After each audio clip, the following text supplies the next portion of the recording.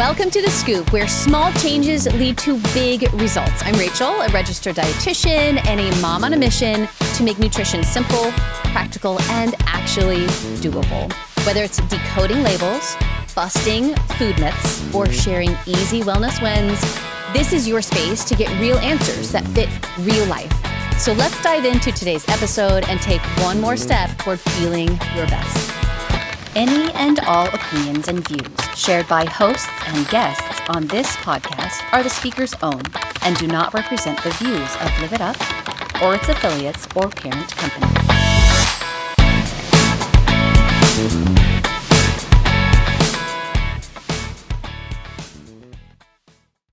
Hey guys, welcome back to The Scoop, serving you straight nutrition talk, one scoop at a time. Today, we're talking about ultra-processed foods. So ultra-processed foods make up nearly 60% of the average American diet.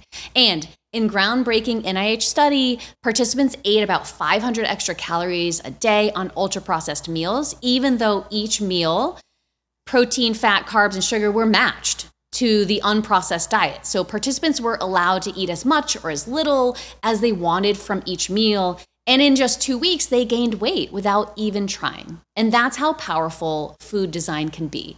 So what's really happening? Today, I'll show you the science behind why these foods hijack appetite, and I'll give you 5 swaps that help calm cravings without counting calories. I'm Rachel, Chief Registered Dietitian for Live It Up, and I'm here to help you eat smarter, live better, and feel your best. Let's start with the science. So in the NIH study, researchers designed 2 menus, one made up of mostly whole, unprocessed foods, grilled chicken, vegetables, oatmeal. The other was more ultra-processed foods like packaged snacks, frozen meals, refined breads. So a breakfast on the unprocessed diet might have been oatmeal, bananas, walnuts, skim milk, while breakfast on the processed diet may have been bagel with cream cheese and turkey bacon.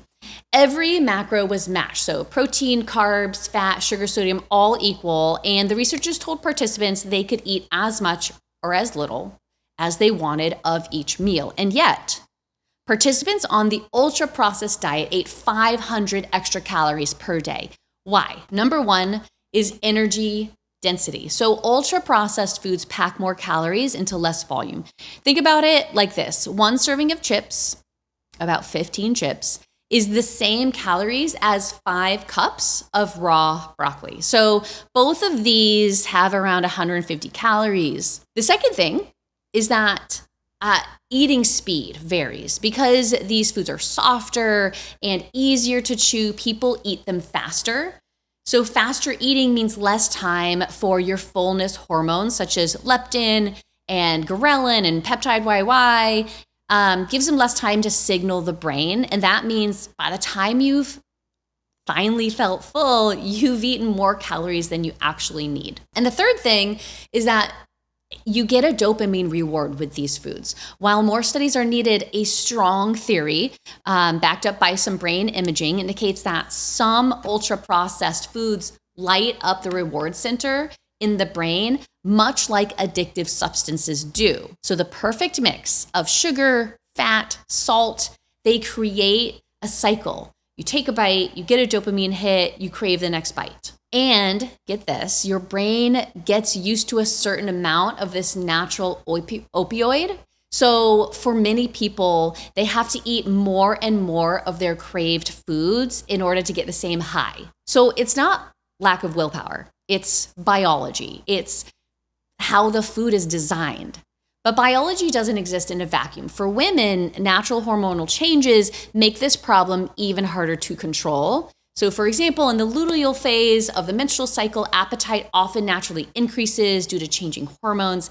This isn't just in your head, it's physiology. Now you add in ultra-processed foods into that window and cravings become louder, your mood swings may become sharper, and overeating is often harder to resist. And the impact isn't just about weight. So research links higher processed food intake with increased risk of depressive symptoms, poor gut health, potentially more inflammation. So when I talk about swaps today, it's not just about restriction. It's about working with your hormones, not against them. It's about helping improve mental clarity, building back control into your day. And because this space is so confusing, a lot of myths get spread around. So let's bust a few right now.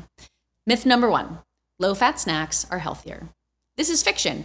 Many low-fat products replace fat with sugar or starch, and this lowers satiety and it fuels your cravings. Myth number 2, all calories are equal. This is fact-ish. In theory, yes, but in practice, the calorie form can impact appetite, digestion speed, food reward. So it really does make a difference where you're getting your calories from. Myth number 3, cravings are just lack of willpower. This is fiction again. They're engineered by food design. That's part of neuroscience. It's not really a weakness of yours. So I don't want you to feel bad about, not being able to stay away from these foods.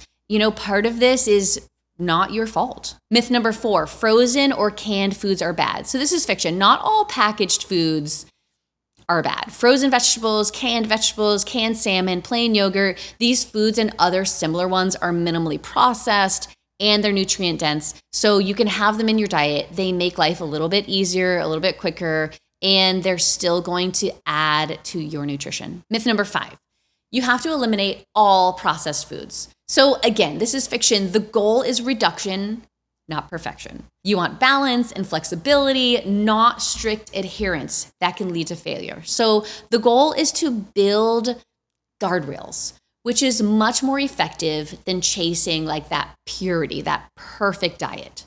So what does building those guardrails actually look like? It looks like 5 simple swaps that you can start this week. Number 1, I want you to consider swapping chips for air-popped popcorn.